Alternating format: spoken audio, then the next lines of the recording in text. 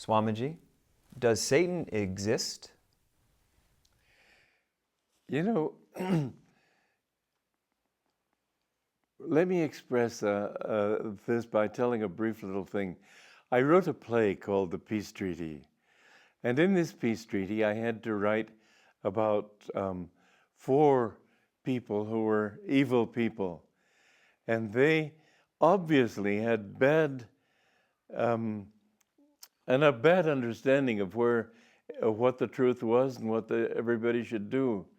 But their arguments were so flawless that if you look at it from their point of view, you have to accept that there aren't any answers. You've got to get out of that argument to see the truth.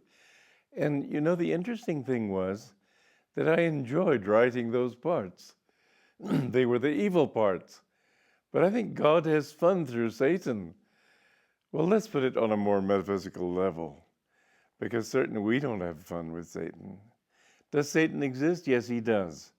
Satan is that aspect of God which projects out of himself the whole reality of the universe. There are 2 aspects of Om, Paraprakriti and Aparaprakriti. The one is that which pushes everything out. The other is that which tries to draw back into itself. The outward aspect of Om is all the sounds that we hear in this world. The inward aspect is the sound you hear in your meditation.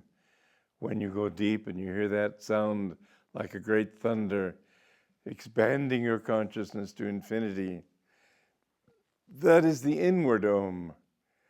But the outward side is Satan. And Satan, once he's set into motion, this desire to create, keeps going outward. And he likes to, everything, every motion, every movement continues until it's stopped. This is a part of the law of Newton.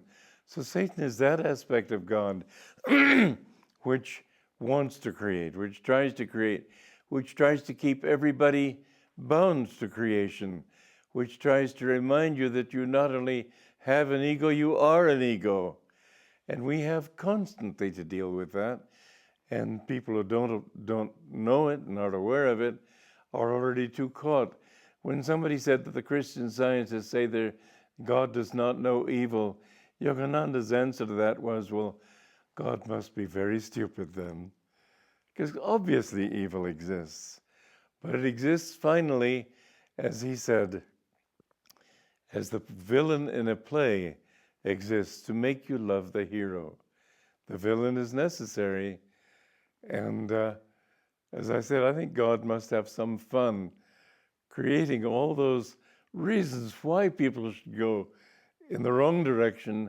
In other words, at the end of it all, because yes, I believe in reincarnation. Yes, I believe we've lived for billions of years. In the Bhagavad Gita, it says that when the God creates the universe again, he brings all these souls back. Who knows how many, as they call days of Brahma, periods of manifestation of God there have been. But finally man reaches the point where he realizes, no, it didn't work. Nothing I've tried worked. I tried money, I've tried sex, I've tried power, I've tried fame, I've tried them all in all these possible combinations. And I find that it doesn't work. And so finally, as Saint Anthony of the desert, when he had been meditating there for many years, and finally Satan tried to destroy him and made him feel that all the friezes on the temple walls were coming to life, these animals and so on coming to devour him. And Saint Anthony cried out once more, God, and Christ revealed himself to him. And he said, Lord, where were you all this time that I called you? And Jesus said, Anthony, I was always with you. And so when man realizes that after all these incarnations of suffering, and Yogananda also, when he told that story one time, he said, oh, I know I've been there. I've had that experience. We all will have that experience.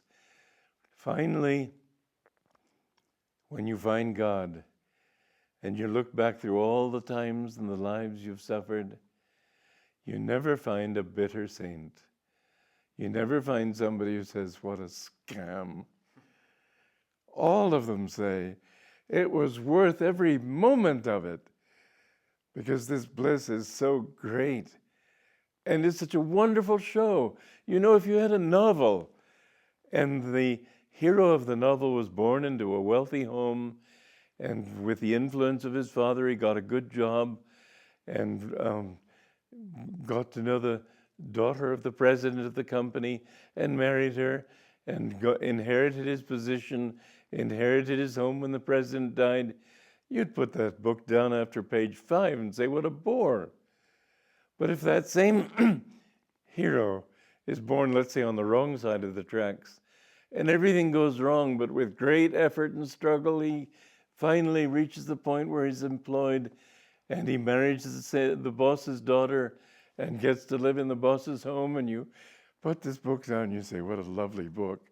So you have to see that this show, which Satan makes interesting, let's say, it is terrible sometimes, the things he can do. Oh, it's terrible. But in the end, nobody has ever said, what a scam. They've all said it was well worth it. Keep that thought in mind. Keep Satan in his place. What he offers you is attractive, but the one thing he's always consistent in is that he always breaks his promises. God never breaks them.